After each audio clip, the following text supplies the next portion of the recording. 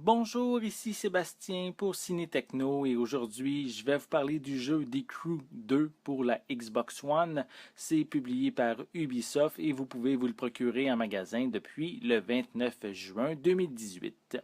Le premier volet de The Crew n'a pas fait l'unanimité et l'équipe d'Ivory Tower, également en charge du développement de cette suite, a pris le temps d'écouter les joueurs. Le résultat est vraiment surprenant en gardant les bases de la franchise, comme notamment la possibilité de traverser les États-Unis. De nouveaux véhicules font leur apparition, offrant la possibilité de conduire sur terre, sur l'eau et dans les airs, engendrant du plaisir instantanément et pour longtemps.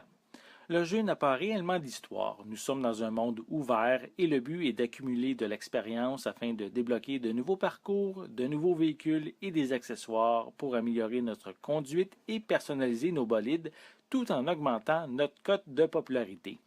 De nombreuses grandes villes des États-Unis comme New York et Las Vegas ont été modélisées, permettant de retrouver certains lieux iconiques dans chacune d'elles, tout en pouvant se balader partout comme bon nous semble dès le début de notre périple. Les possibilités sont multiples pour traverser le pays, que ce soit en voiture, en avion, en bateau ou en moto.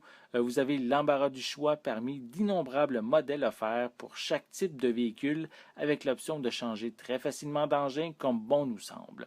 Évidemment, le jeu mise beaucoup sur un style arcade comparativement à un jeu plus réaliste, mais ça n'empêche pas ici de retrouver des environnements splendides qu'on peut survoler avant de décider de poursuivre notre route sur le plancher des vaches.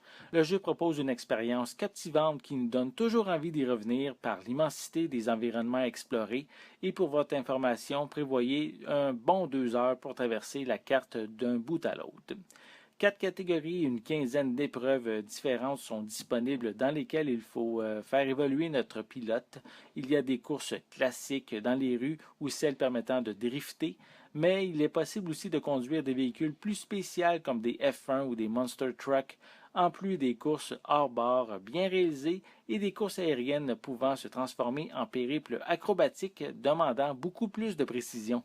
À noter que lorsqu'on atteint un certain plateau dans la maîtrise de nos engins, on doit affronter des boss offrant un challenge supplémentaire. Pour son rendu visuel, c'est beau, mais sans être exceptionnel.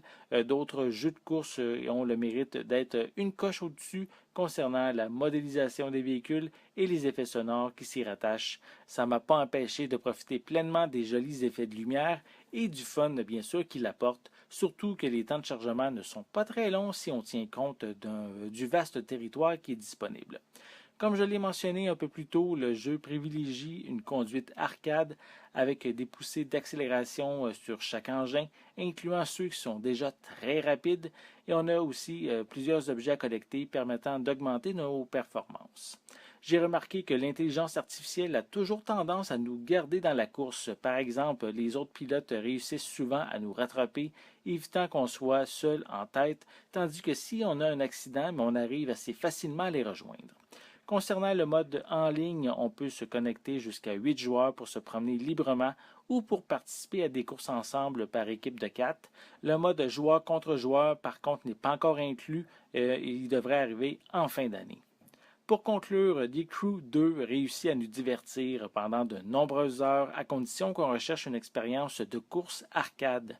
La variété de véhicules permettant de compétitionner sur des pistes asphaltées ou montagneuses, en bateau ou en avion offre une grande liberté à travers les États-Unis.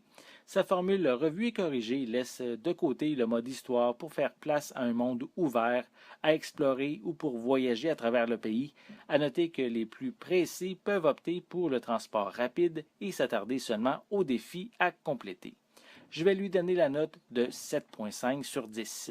C'était Sébastien. Merci et amusez-vous bien.